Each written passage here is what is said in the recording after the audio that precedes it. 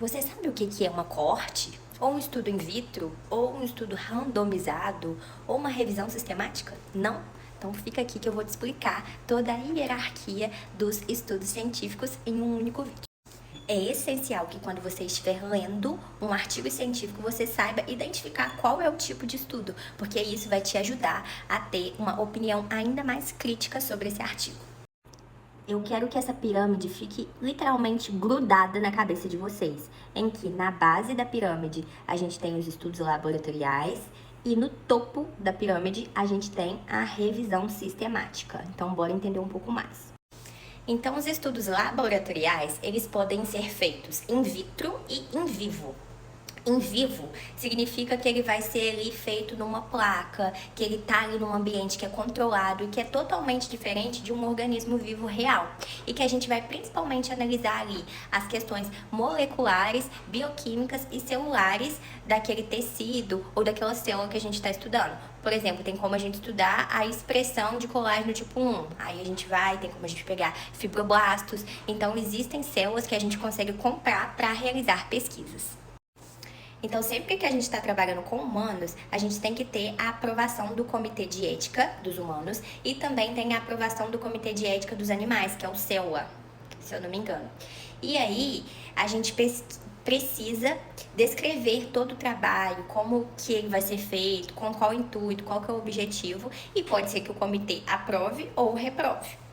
E por que esses estudos estão lá na base da pirâmide, sendo considerados estudos que não têm tanta relevância? Porque eles não consideram as variáveis humanas, entende? O estudo está acontecendo ali naquele ambiente totalmente controlado, que pode ser que reproduza as condições humanas, mas pode ser que não. Então é algo mais incerto.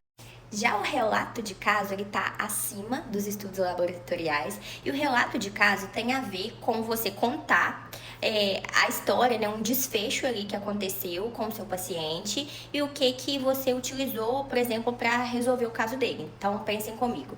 Existem muitos relatos de caso, por exemplo, de necrose em ponta de nariz.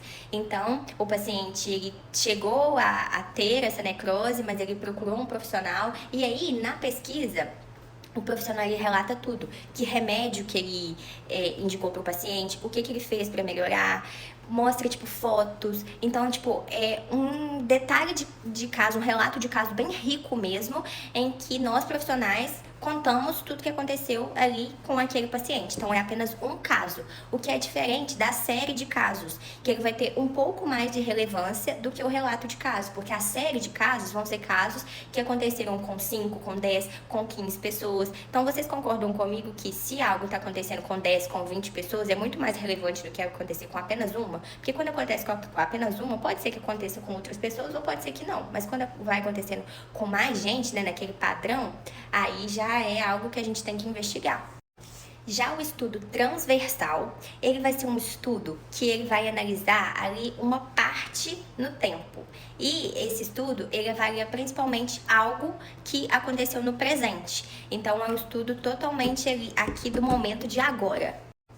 O estudo transversal, ele vai analisar uma parte do tempo, é como se fosse um corte do presente para a gente avaliar a prevalência em que alguma situação está acontecendo. Por exemplo, existem estudos transversais que avaliam a prevalência de mulheres com 45 anos que estão insatisfeitas com procedimentos estéticos.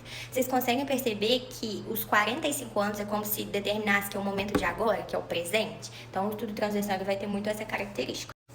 Já o caso controle vai estar acima do estudo transversal, que também vai estar acima do relato de caso, que também vai estar acima dos estudos laboratoriais. E por quê? Porque o estudo de caso controle, a gente sempre vai partir de um desfecho. É como se fosse um estudo observacional retrospectivo. Por quê? A gente vai pegar algo que aconteceu com o paciente, vamos supor, uma complicação com toxina botulínica. E a gente vai pegar tanto os pacientes que sofreram por essa complicação, quanto os pacientes que fizeram toxina botulínica e não sofreram por isso, que seriam os casos controle e os casos mesmo que realmente aconteceram. É como se a gente fosse avaliar um contra o outro. Então, esse tipo de estudo, ele vai permitir a gente identificar as associações. Será que teve alguma coisa que eu fiz que fez com que esse meu paciente tivesse essa complicação. Então é como se ele estudasse ali aqueles eventos raros que acontecem. Então você pega um evento raro que aconteceu e começa a comparar com o que não aconteceu.